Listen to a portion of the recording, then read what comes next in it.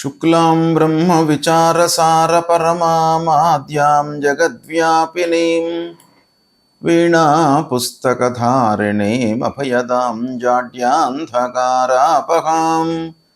హస్తే స్ఫాటికమాలికాం విదదతీం పద్మాసనే సంస్థితాం వందే తాం పరమేశ్వరీం భగవతీం బుద్ధిప్రదాం శారదాం.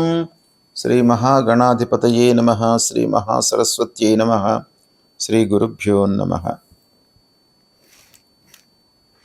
రవి గోచారము అనగా రవి రాశి మారుతున్నటువంటి సమయం లోపల ద్వాదశ రాశులలో జన్మించినటువంటి వారికి ఫలితాలు ఎలా ఉండబోతున్నాయి అంటే రాశి పరంగా, జన్మరాశి పరంగా సూర్యుడు సంచరిస్తున్నటువంటి రాశిని ప్రధానంగా తీసుకున్నట్టయితే ఇలాంటి ఫలితాలు ఉంటాయి అనేటువంటి విషయమే రవి గోచారము అని అంటాం మనం.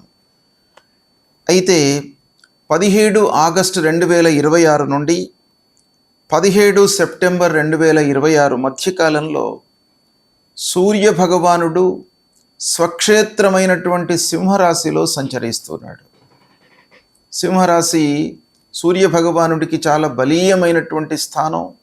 అలాంటి స్థానంలో సూర్య భగవానుడు సంచరిస్తున్నాడు కనుక ఈ సంచారము రాసుల వారికి ఎలాంటి ఫలితాన్ని ఇస్తుంది అనే విషయాన్ని మనం కనుక చూసినట్టయితే ఈ సంచారము ఫలితాలను గోచార స్థానాన్ని, తర్వాత రాస్యాధిపతికి, సూర్యుడు సంచరిస్తున్నటువంటి రాస్యాధిపతికి మిత్ర శత్రుత్వ సమత్వాలను దృష్టిలో పెట్టుకొని, తర్వాత సూర్య భగవానుడు ఏ రాశిని చూస్తూ ఉన్నాడు అంటే వీక్షణను కూడాను దృష్టిలో పెట్టుకొని, తర్వాత ప్రవేశ సమయంలో ఉన్నటువంటి చంద్రాధిష్ఠిత రాశిని దృష్టిలో పెట్టుకొని, వేద, విపరీత వేద ఇలాంటి అన్ని ఫ్యాక్టర్స్ను కూడాను దృష్టిలో పెట్టుకొని సూర్య సంచారం మూలకంగా ద్వాదశ రాశుల వారికి ఎలాంటి ఫలితాలు ఉండబోతున్నాయి అనేటువంటి విషయాన్ని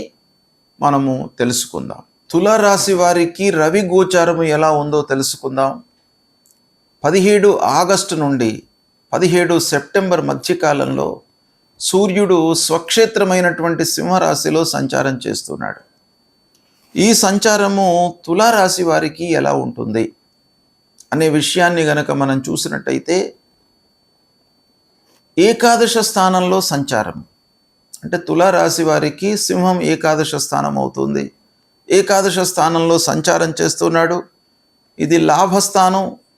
చాలా అనుకూలమైనటువంటి ఫలితాలను సూర్యుడు ఇస్తాడు ఈ సంచారం మూలకంగా.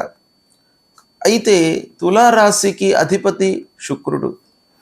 సూర్యుడు సంచారం గనక సూర్యుడు, శుక్రుడు శత్రుగ్రహాలు. ఈ శత్రుత్వం మూలకంగా కొన్ని విషయాలలో మనకు ఆటంకాలు, ఆలస్యము కలిగినప్పటికీ గోచార రీత్యా శుభప్రదమైనటువంటి స్థానం గనక మనం చాలా విషయాలలో మంచి జరిగే అవకాశాలను ఎక్స్పెక్ట్ చేయవచ్చును. ఈ సమయం లోపల ఆదాయం మట్టుకు పెరుగుతుంది. ఓవరాల్గా మీరు అనుకున్నవి పనులు నెరవేరుతాయి. ఉద్యోగ ప్రయత్నాలలో ఉన్నటువంటి వారికి ఉద్యోగం లభిస్తుంది. పెద్దలతో పరిచయాలు ఏర్పడతాయి. సమాజం లోపల మీకు గౌరవ మర్యాదలు లభిస్తాయి. అయితే ఏకాదశ స్థానంలో అంటే సింహరాశిలో సూర్యుడు ఉంటూ సప్తమ దృష్టితో పంచమ స్థానాన్ని చూస్తున్నాడు. అంటే తులారాశి పరంగా పంచమ స్థానాన్ని చూస్తున్నాడు. తద్వారా ఏమవుతుంది, పిల్లల విషయంలో మీకు మంచి జరిగే అవకాశాలు ఉన్నాయి. పిల్లల విషయంలో అని అంటే వాళ్ళ యొక్క చదువు, సెటిల్మెంటు, ఉద్యోగ ప్రయత్నాలు, వివాహాది శుభకార్యాల విషయాలలో మీరు చేసేటువంటి ప్రయత్నాలు కలిసి వస్తాయి. ఇకపోతే వేద స్వల్పంగా ఉంది మీకు అంటే తులారాశి వారికి ఈ సమయంలో. తద్వారా కొన్ని పనులలో ఆటంకాలు ఉండే సూచనలు ఉన్నాయి. అయితే సువర్ణమూర్తిగా ఈ సమయంలో సూర్య భగవానుడు సంచారం చేస్తున్నాడు. ఇది బాగా కలిసి వచ్చేటువంటి అంశము. లాభాలకు ఆస్కారం బాగా ఉంది. ఇదే సమయంలో మీరు పొదుపుపై కూడాను మనసు నిలపండి, పొదుపు చేయండి, భవిష్యత్తు కొరకై మీకు ఉపయోగపడుతుంది. ఇక మిత్రులతో స్నేహపూర్వకమైనటువంటి ఒక వాతావరణాన్ని మీరు క్రియేట్ చేసుకోండి. తద్వారా కూడాను మీకు సంతోషము అనేటువంటిది బాగా ఉంటుంది. పూర్వం పెట్టినటువంటి పెట్టుబడుల మూలకంగా లాభాలు ఉన్నాయి ఈ సమయం లోపల. అంతేకాకుండా ఫ్యూచర్ కొరకై కూడాను పెట్టుబడులపై మనస్సు నిలపండి, పొదుపుపై మనస్సు నిలపండి. చాలా అనుకూలంగా ఉంటుంది ఈ సమయము. ప్రభుత్వ పనులకు కూడాను ఈ సమయం మీకు బాగా కలిసి వస్తుంది. ఓవరాల్గా చూసినట్టయితే తులారాశి వారికి రవి గోచారము చాలా అనుకూలంగా ఉంది. సత్ఫలితాలు కలుగుతాయి, సద్వినియోగపరుచుకోండి. రవి గోచారము అంటే రవి సంచారం మూలకంగా మనకు కలిగేటువంటి ఫలితాలు చాలా ముఖ్యమైనటువంటివి. రవి ప్రధానమైనటువంటి గ్రహము. 9 గ్రహాల లోపల సూర్య భగవానుడికి అత్యంత ప్రాధాన్యత ఇచ్చారు ఫలిత భాగం లోపల. కాబట్టి అలాంటి సూర్యుడి గోచార రీత్యా 3, 6, 10, 11 స్థానాలలో సంచరిస్తున్నప్పుడు శుభ ఫలితాలను ఇస్తాడు. అంతేకాకుండా రాశ్యాధిపతికి సంచారం చేస్తున్నటువంటి రాశి అధిపతికి మిత్రత్వం ఉన్నట్టయితే కూడాను కొన్ని విషయాలలో మంచి ఫలితాలు జరుగుతాయి. అంటే ఈ గ్రహము సంచరిస్తున్నటువంటి సమయంలో స్థానాన్ని బట్టి మిగతా స్థానాలలో ఒకవేళ పాపగ్రహాలు కానీ ఉన్నట్టయితే తదనుగుణంగా వేద గోచారము, వేద ఫలితం అనేటువంటిది ఉంటుంది. కనుక వీటన్నిటిని కూడాను దృష్టిలో పెట్టుకొని చూసినట్టయితే ప్రతికూల స్థానాలలో సంచరిస్తున్నప్పుడు సూర్యభగవాను అనుగ్రహం చేసుకోవడానికి, అంటే మంచి ఫలితాలను ఇవ్వడానికి, దుష్ప్రభావము లేకుండా ఉండడానికి మనం పరిహారాలు చేసుకోవాలి. అందులో సూర్యభగవానుడు ఆరోగ్యప్రదాత, ఆరోగ్యమే మహాభాగ్యము, అన్నిటికీ కూడాను మూల కారణం. కాబట్టి ఆరోగ్య సమస్యలు రాకుండా ఉండడానికి, మానసికంగా ఒక స్థితి లోపల ఉండడానికై సూర్యభగవానుడికి ప్రతినిత్యం కూడాను మీరు అర్ఘ్య ప్రదానం చేయండి.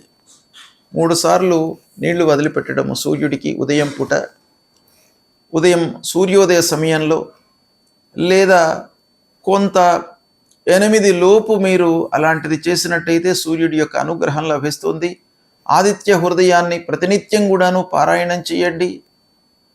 ఇక గాయత్రి ఉపాసన చేయండి. గాయత్రి మంత్రాన్ని 108 సార్లు మీరు చదవండి, పారాయణం చేయండి. గురుముఖత ఉపదేశం తీసుకున్నటువంటి వాళ్ళు ముఖ్యంగా గాయత్రి మంత్రాన్ని ప్రతినిత్యం కూడాను మీరు పారాయణము, జపం చేసినట్టయితే ఆ సూర్యభగవానుడి యొక్క అనుకూలత మీకు బాగా ఉంటుంది. ఇక సూర్యుడికి సంబంధించినటువంటి మూల మంత్రాన్ని మీరు చదువుకోండి. జప కుసుమ సంకాశం కాశ్యపేయం మహద్యుతిం తమోరిం సర్వపాపఘ్నం ప్రణతోస్మి దివాకరం అనేటువంటి ఈ మూల మంత్రాన్ని చదువుకోండి. అంతేకాకుండా సూర్యుడికి సంబంధించినటువంటి దానము ఇవ్వండి. సూర్యుడికి ముఖ్యంగా గోధుమలు శాస్త్రంలో చెప్పబడి ఉన్నాయి. కాబట్టి గోధుమలు, ఎర్ర వస్త్రము ఇవి దానంగా ఇచ్చినట్టయితే సూర్యభగవానుడు సంతోషించి మీకు అనారోగ్య సమస్యలు రాకుండా మిమ్మల్ని కాపాడుతాడు. కాబట్టి ఇవి చెయ్యండి, సంతోషంగా ఉండండి. శుభం.